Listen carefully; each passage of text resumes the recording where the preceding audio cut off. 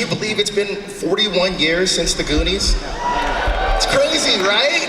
But it's one of the best movies of all time. It's about friendship. Yeah, right? Friendship, adventures, and Goonies never say. There we go. Before we get started, though, let's give it up for our ASL interpreter, making sure that everybody can enjoy these panels.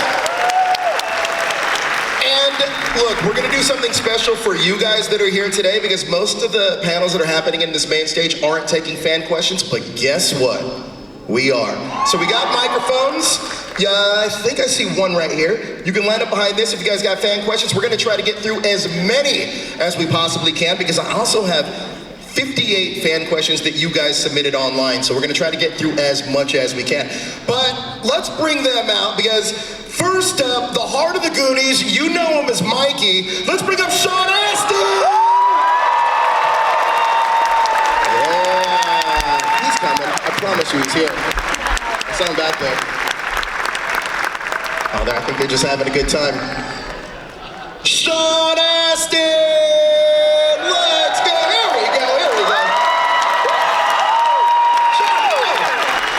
And there goes Sean Astin. How are you, sir? Pleasure to see you, sir. Yes. Next up, she was sharp, cool, always on point. Steph, let's bring out Martha Plimpton.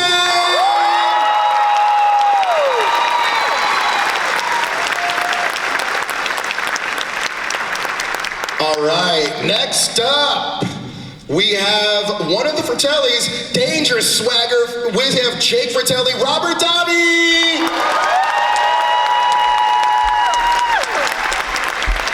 We also got Joe Pantoliano! And I swear Corey Feldman will be joining us shortly. But yeah, if you guys have questions, we got a microphone. But look, guys, it's been 41 years. 41 years, you guys are still making magic. This is one of the greatest films of all time. When you guys were on set making this movie, did you know that you had magic immediately? Is that not working, Sean? We had what? Magic, the magic on set. Martha Plimpton is magic. She's magic right here on stage, baby. I'm not saying she's like a warlock or something. I just mean she's special. She glows from the inside. It's too bright. I can't see the audience. We can't see you guys. Can we lower the lights just a little bit so we can see everybody? Yes. Oh! There you go. Hey, everybody. If you want to know about magic, Joey has a joke about a ventriloquist. Tell him the joke about the ventriloquist, Joey. Okay, so I'm going to abbreviate it. I want to see if it's funny. A ventriloquist comes, he's very famous, gets to the airport, they lose his luggage, they lose his clothes, they lose the dummy, the doll, the talking doll. Puppet? What am I going to do? I can't work. I got to make a living. So he puts an ad in the paper. Medium available. An old lady calls, I just lost my husband. Can you reach him? He says, well, yeah, it depends. And she says, how much? He says, $100 to reach him, $200 to talk to him, and $300 if you want me to talk to him while I'm drinking a glass of water.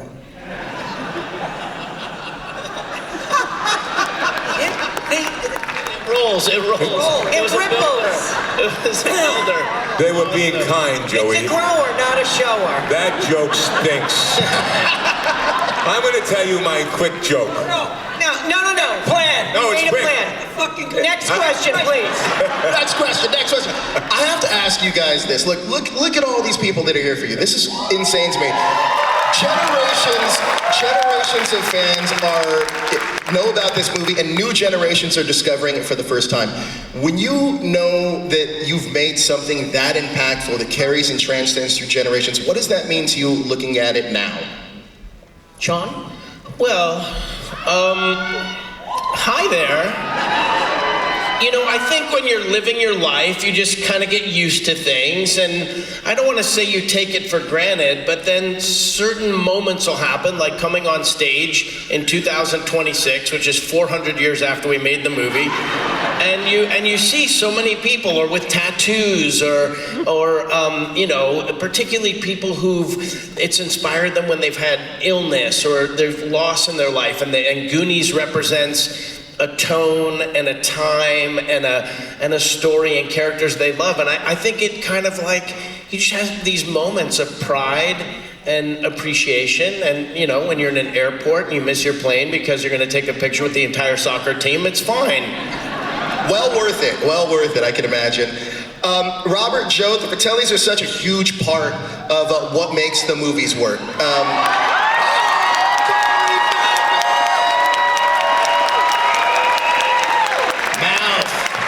It's a pleasure to see you, sir. Oh, I thought they were applauding us. I thought you guys were applauding us. This guy showed up. Robert thought he said something funny. I didn't say it. I can feel the energy and the love that you guys have just on this stage. It's infectious. But Joe, Robert, for the Fratellis, they were such a huge part of the reason why the movie works. How much of that chaotic family dynamic was built on set, and how much of that did you guys just know going into it just based on your own chemistry? 60%. Now they're quiet. Don't everybody answer at once. No, you know, we improvised a lot, huh? Most All of it us was did, didn't we? improvised, yeah. A lot of improvisation between him and I. As a matter of fact, when we got the parts, they put us together at Warner Brothers, and that's how our chemistry was a natural. Well, we didn't audition. We were talking. No. They just talked to us. Just talking. They just talked to us. And we were just Did you guys audition, or did they just talk to you? What? Did you Here's what I- get from a script? As you can clearly see, there was no need for lines. No need for lines. But I want to say something about the experience of watching the Goonies and the difference between what this generation, the younger generation, the parents that are showing their children and grandchildren, had the experience of taking them to the movies in a dark room where they That wasn't the question, Joe. And now kids are watching it on TV. Goonies, Joe. They're living. What the hell does this have to do with the question? Take your kids. Corey and Carrie are doing, they just did last night, 2,000 people seeing the Goonies in a theater for the first time. Amazing. A bunch of strangers hearing and laughing and crying. It's, you know, it's important for humans to be Backstage, he together. said, keep your answers short so we can all talk. So I'm trying to squeeze some shit in here. Martha, how are you doing today? That's what it was like with him. I haven't heard you speak. By the way, sorry, welcome to all the people who are coming in and up there in the balcony. Welcome. Hi. That's incredible. That is incredible. Look at that. Hey, everybody, that is insane. And they're still filing in. It may be the farthest away balcony I've ever seen. This is quite the room. So I have a thought about you two, and you can say whether it's resonates or not. But when you get together and you are given permission to quarrel and bicker and slap at each other, and people laugh at it, it's an encouragement. You sort of like, all right, like I get to do this for 40 years. Awesome, let's go for it. Am I right? Well, look at Lou Costello and Abbott and Jerry Lewis and Dean Martin, those comedy routines. It was bickering. You know what I mean? Stop it, Dean. I don't like that. Please. I mean, all that stuff. Yeah, they broke up too. Lady. Lady.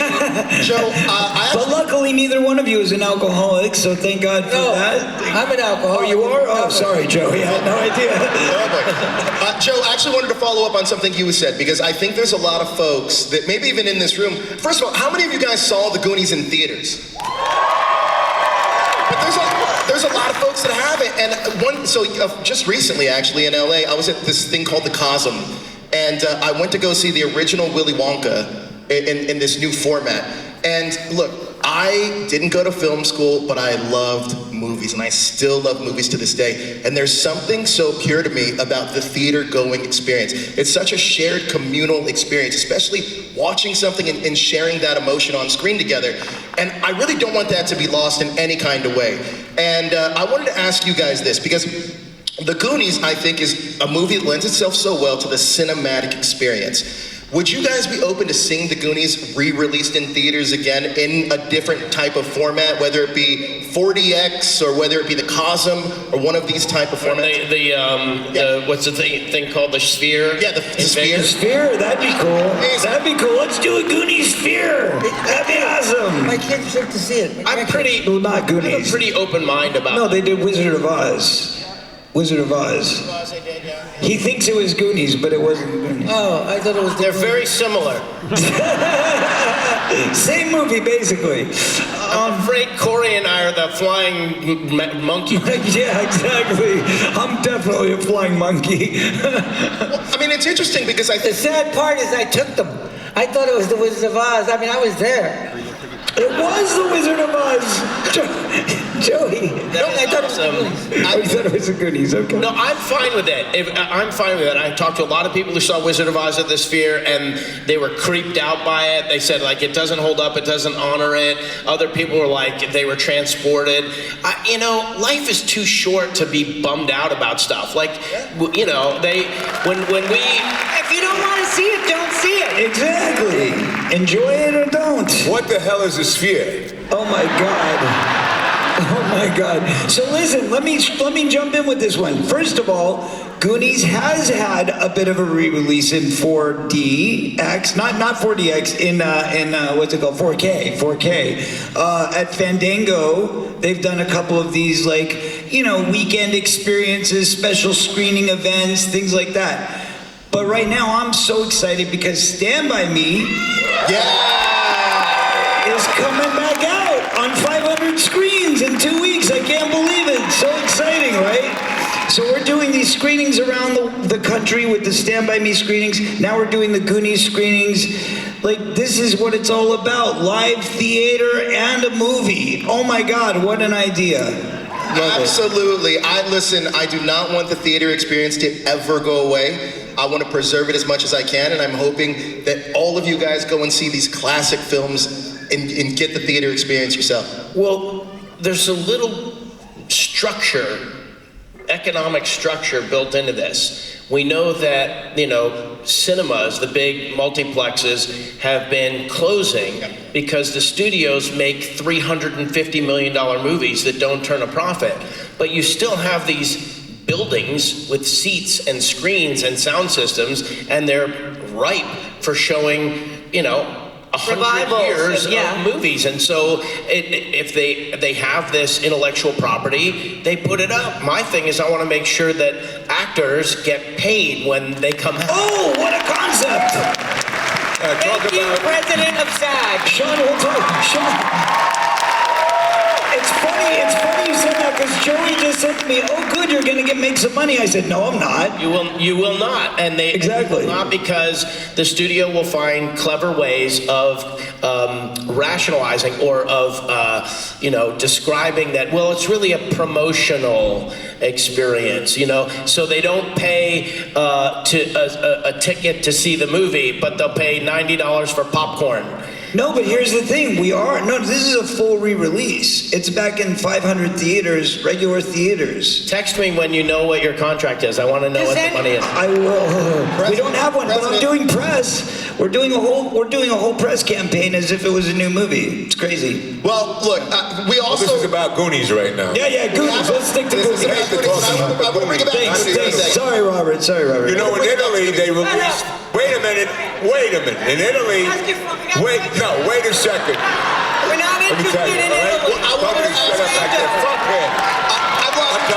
lost control. 2 years ago in Italy, where my family comes from, they re-released Goonies in the whole country. Ask your fucking question. Huge success. Sit down, you little bastard. Yeah, I really like that outfit. Who likes Joey's outfit, right? Is he styling or what? That fits a good fit. I will tell you now, I don't know how Richard Donner controlled all of you. I don't know how it happened. Because he talked like this all the time. Hip hop, hip hop, hip hop, let's go. Dick Donner would say, make it 20 seconds, guys. I don't think control was really the object. Yeah, I can see. There was a chaotic energy. Now, I wanted to ask Sean, Martha, Corey, I want to talk about the audition process for the Goonies. What was that like for each of you? I have absolutely zero memory of that experience. I have no memory of the audition process at all. I cannot tell you what happened. What city were you in? I don't know. I have New York, or you were in LA? I have no memory. And this is my problem, is that I have a little bit of... I think you answered the fucking question. You have no memory. Fuck you. See what he does? So anyway, Martha, speak, sweetheart. It's off the rails. my memory is of the experience, not of the audition. I don't know. It wasn't traumatic, and nothing bad happened. I don't Because think. you were good.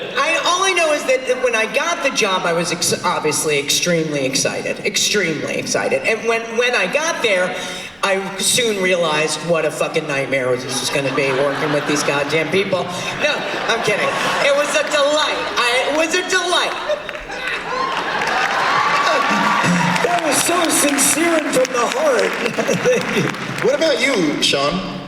Well, actually, the audition that I did was during COVID. It was released. Mark Marshall, our friend, and who was Spielberg's assistant at the time, who was operating the camera, had kept the video and he put it up online. And when it's exactly as I remembered it, and I'm terrible in it. And it's shocking that I actually got offered the part because I don't think I actually remembered any of the lines. I mean, I was like hyper.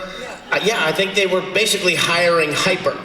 Like hyper, this is what we want. We want hyper, like, prepubescent insanity. So I was like, ready. Do you remember your audition, Corey? I remember everything, which is weird, right? But see, this is the thing, is that I remember so many things. Somebody said something to me the other day, and it triggered a memory from when I was 2 years old. Do you guys remember Underdog? Yes. Absolutely. Great cartoon, right? Yeah, so I had this flashback the other day of being the little kid watching Underdog, and that monster that comes around the corner used to terrify me. And I had this flashback of like being so afraid, hiding behind my mother's leg when the monster would come on. That's weird, right? So, flash memory. So the point is yes, I remember these details. And for me, my process was very different than the rest of them because I already was friends with Steven. And Steven had... It is what it is. But yeah, I had auditioned originally for E.T.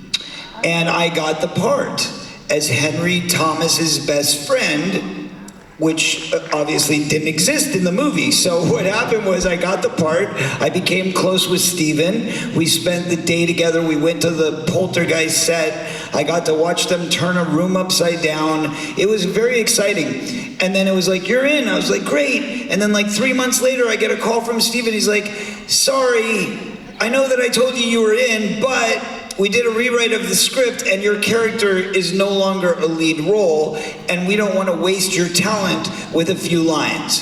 So instead, I promise you that whatever job I do next that has a kid in it, you will be in it.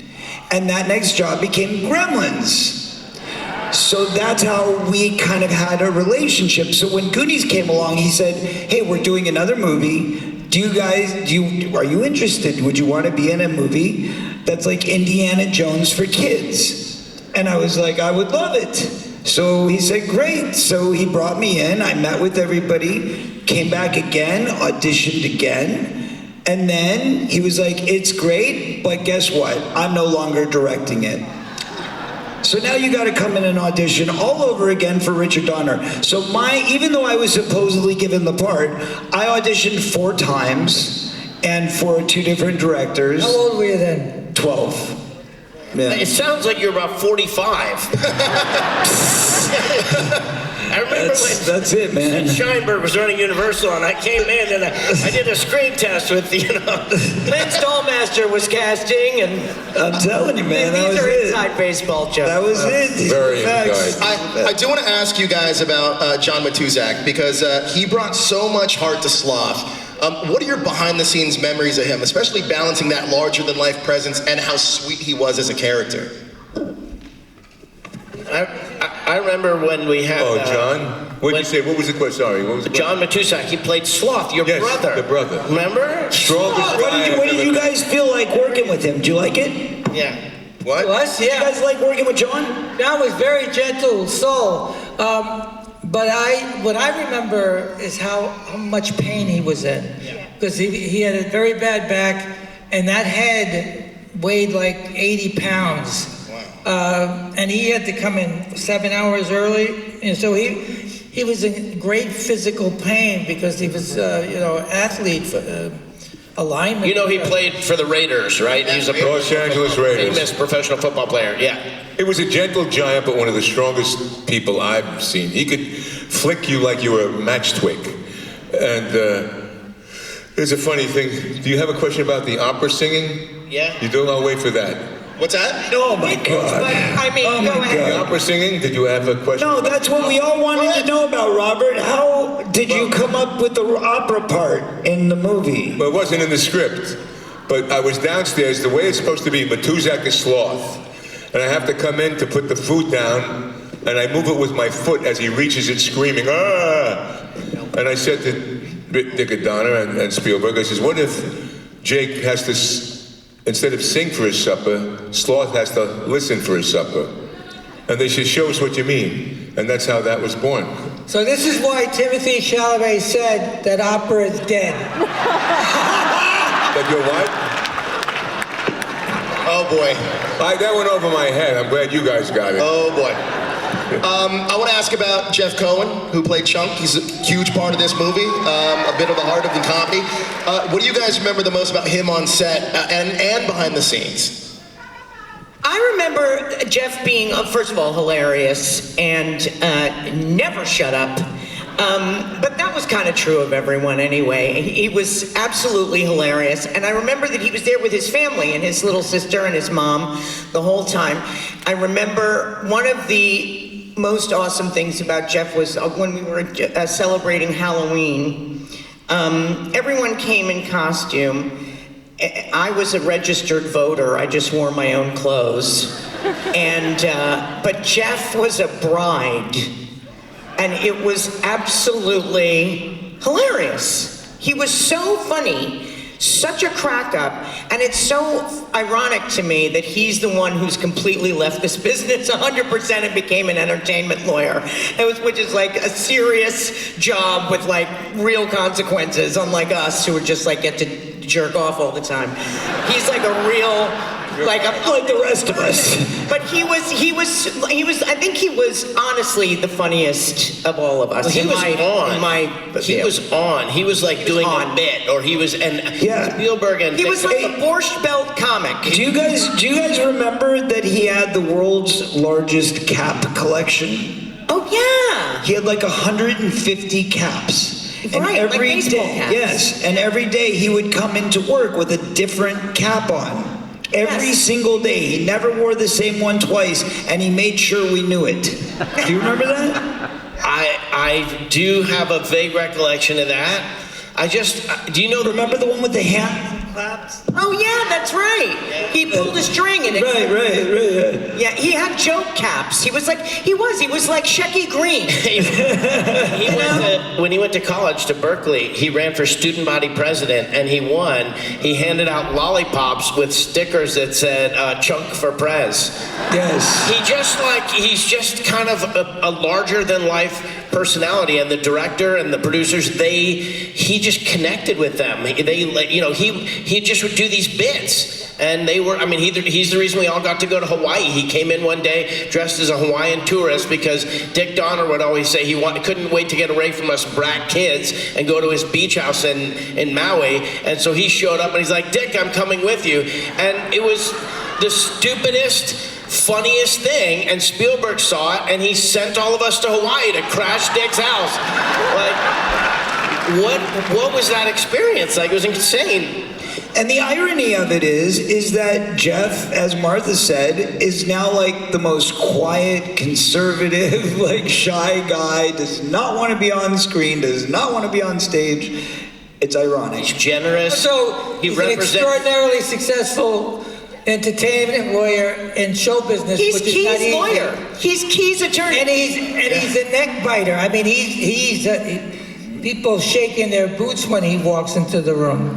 Buyers, the producers and the studio execs. Joe, Robert, for you guys, I read this thing recently, and you don't believe everything you read, so I may as well ask you. There was this prank that Robert pulled on Joe that you nailed him in a dressing room or something. You nailed the door shut or something. Read about this prank? Is that true? It was something like that. What we do, it's like now. Same nonsense that we do to each other right now. What happened was, let me finish. He asked me the question. Shut the hell up for a second, all right? Backstage, he says, My keep your punchlines answers are short. You bullshit. You That's know? everybody's question for them. They see. Stop. You have to have someone who. So let me tell my story. Okay. Can I have a story? They won't let me tell the story. See, Tell Mom? the story. Tell the story. You see what we mean?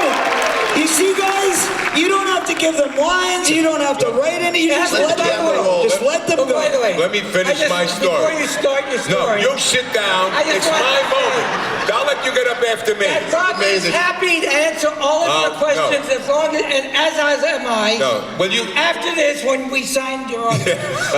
And that's all we have time for, folks. Thank you. Good night. Let me finish the story here. Listen, you old farts. Then he asked me the story. I had a great parking space at Warner Brothers. Oh my God. All right. Oh my God. Good. He was jealous of that. He was pissed off at my parking, so he did practical jokes with my car. And one day, I nailed him in his little room. That's all. They couldn't get him out. Did you retaliate, Well, Jay? first of all, he's a Oh, he's been in therapy for 45 years, a this guy. guy. Who's the liar? Hey, how do you say in sign language? How do you say he's a fucking idiot?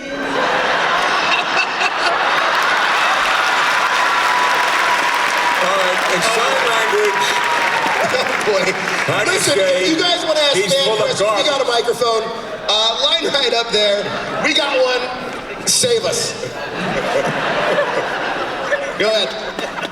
if they did a Goonies 2, I'd kill him in it, I swear to God. I'd shoot him the first day of shooting. All right, we have a question from the audience. How you doing, sir? Hello, how are you guys doing? I just want to say it's an honor to speak to you guys. The Goonies is probably one of my favorite movies ever. Obviously, I wasn't born until years after this movie came out, so I wasn't able to enjoy going to the theaters and watching it and experiencing how it all kind of, when it came out. And I was very excited when they announced the Goonies 2. So I guess my question is, can we expect to see you guys returning? I don't know how much you guys can say, if you guys are even allowed to Sean? about it. Well, I have absolutely 100% guaranteed that it was happening about 10 different times. So, I don't want to ruin my streak, but someday when I'm awfully low, just thinking, maybe, I don't know. Thank you. Appreciate it. Thank you so much for your question. It's gonna be ready for the 50th. Don't worry. I hope we get it pretty soon. I really want a Goonies too. Hello, how are you, sir? Hello, nice to meet the cast of the Goonies here. I was introduced to the movie by my cousins. My question to you guys is, were there any scenes from the movie that were not released in the final cut? Because I know there was a scene with the octopus, but was there anything that was cut that seen? 5.5 hours worth. 5.5 hours worth. The original cut of the film was 7 hours long, and that's how much extra footage they got rid of. There was whole entire sequences, gorillas chasing circus cars, stuff you couldn't even imagine. Leeches, we had octopus, Did we have leeches? Yes. You were not in that scene, No, I though. wasn't. You weren't in that There's scene. one thing where I was in the octopus scene. Yeah. Man, Yeah. worked hard on that. Was there really 7 hours? Is the original That was the hard original work. cut of this? Something like that. Done. It was something like that. Yeah, it was a ridiculous amount. And Richard Donner literally told us and said, I got to cut it down. And then they cut it to I think a 3-hour cut that they showed the studio. And then that became an hour and a half. And it's really interesting because you'd be surprised that it was that long, considering how brief and, Concise. humble this cast is. How unwilling to speak. I love it. So it's odd that there would be so much extra footage. efficient communicators we are, I'd say. Oh. There's one scene that I just saw a picture from the other day that is in the corner store. There's a corner store scene where somebody's buying magazines and Andy's in there, and it felt a little like Stand By Me. It felt like a bullying I love that scene. Yeah. I love that scene with where I roll up the map and he lights it and all Yeah. Right. Yeah, I remember that. Yeah. Thank you. Thank you so There much. is very much. Hello, sir. How are you? Hey, everybody.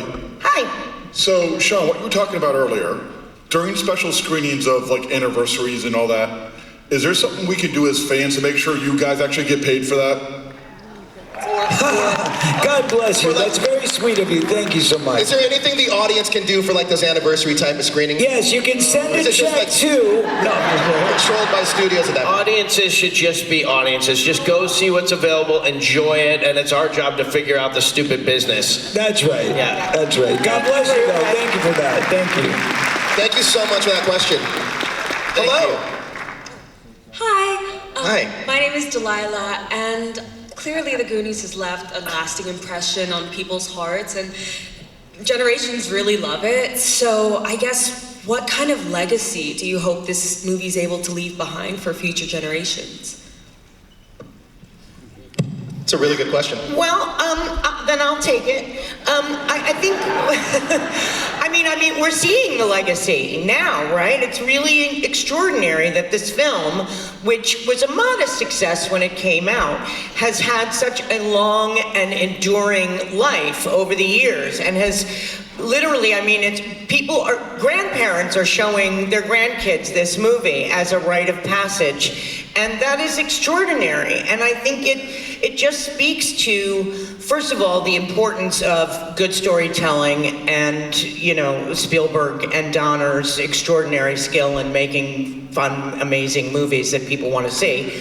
But also that we live still in a culture that believes in banding together and being tight and friends and underdogs and sticking it to the man and this little guy winning and all of that stuff. I think it's really important that that kind of feeling, that kind of story of the little guy working to save and preserve goodness and grace and decency and honesty and friendship and love and community and hope. That is really important, and I love that the film carries that legacy with it. Yes, yes. Well said, Martha. Very nice. I also love the fact that I know that this is a movie that we all want a sequel for and not a reboot for.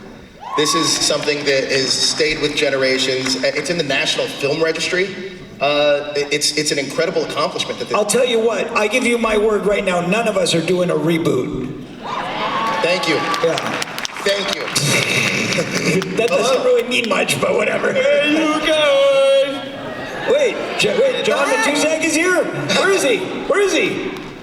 I'd like to make the point that what the moderator said, that what you guys do really give us something to, not just entertainment, but to live by and inspire us. So I'd like to thank you guys for what you do. Corey, I hear your voice, dude. I'm hearing Donatello. Like, it's... Thanks, dude. Cowabunga. That's totally tubular. Corey, is that I heard that with the the attic scene, when the map was found and Sean's character, Mikey, was supposed to... He told the story of One-Eyed Willie. I heard it was supposed to be Corey that was going to do that. Was not true? Not true. Okay. No. That's a rumor. I think it was the Fratellis. I think it was one of you guys that was supposed to do it. Sure. Yeah. Yeah, Dick said that they originally envisioned it for one of the Fratellis, but they thought it would be sort of more innocent coming from the kid. Yeah. Yeah, that was one of the... Yeah, definitely was never me, though. It was always Mikey's. Mike, you know, the whole movie is really seen through Mikey's eyes. That's the idea. Yeah. So... Thank you. Awesome. Thank you for the question. Hi. How are you? I am so excited, guys. You have no idea. Goonies has been my favorite movie since I was 5 years old, as I'm sure everybody. It's such a quotable movie. Yep. One of my favorite quotes is actually not a fan favorite, I guess. It's Steph's line where she talks about not moving that rock. Okay. My question is, what are your favorite lines from the movie? My favorite line from the movie is not necessarily like a cute line or like a joke or something. It's when Key and the guys are watching the Fratellis bring the bags into or out of the old restaurant, and Key is looking and he goes, "You know, I am wondering, what is in the bags?" That's my favorite line in the entire film. Second. You're funny. Anybody else? Favorite lines? I mean, that's a really good one. I think I gotta say my favorite one is, "I got pictures of your mom real cheap." Say it again, but so that we can hear it. One of my lines that I liked was, "Ma, I'm beginning to like this kid." That was a cute line. It gave Jake a little bit of a heart. Yeah, little turning point there. Thank you so much for your question. Up on the audience. So we have about 5 minutes left. We're gonna try to rapid fire these so we can try to get through as many of you as we possibly can. Go. Okay. First of all, I want to thank you guys for using your voice to stand up for children and the people of this country. Thank you so much. God bless. Love you guys. My question is, was there a swear jar on set? Was there a swear jar on set? Yeah. Swearing was profoundly encouraged. Yeah, it was money in a jar, and every time you swore, you got $1. Thank you. Thank you. We sort of ad-lib swearing sometimes, and when I watch the movie, I'm like, that wasn't necessary. I was talking about this with Carrie last night, and it was like, I don't remember there was actually any swear words in the original script. I think we all, that was us. You're welcome. Hi. Hi. The Fratellis didn't swear. Yeah, right. Hello. Hi. My question is, so if they ever remade Goonies, obviously we don't need a remake because it's great as the original, but what current young actors would you want to portray your characters? Oh, I feel That's really not a question you want to ask. I would have said all the Stranger Things gang, but they're all like adults now. That's true. They are. They're still in the cradle. Listen, it's never gonna happen. We're not rebooting Goonies. Okay, let's get off that idea.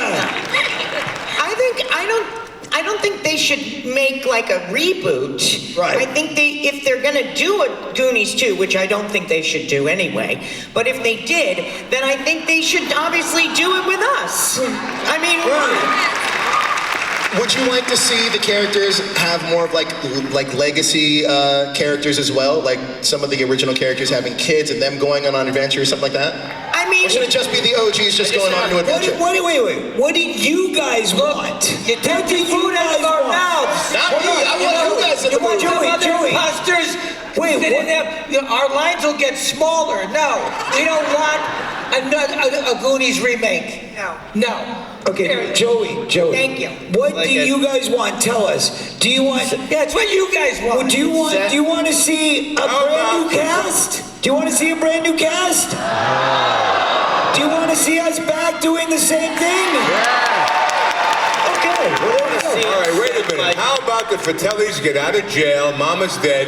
Oh, for and God's we come in with that old Goonies. Here we go. We're in a pitch meeting. How's that for a plot line? There we go. I think it's let's get you in there to ask them because we only got a few minutes. We want to make sure to get everybody's questions. Oh. Hello. Hi, I'm Kira. Goonies means so much to me. Like, my dad made sure I went to go see it in theaters. And Sean, you were my first childhood crush, so lovely. But my It question... could have been us. My question actually is not about the Goonies. It has to do with Running on Empty and Stand By Me. What was it like working with River? Because River for me is someone I look up to, and it's just a tragedy, like his death and everything. So I just wanted to know, what was it like being his friend, being a colleague and everything, just for that. Yeah.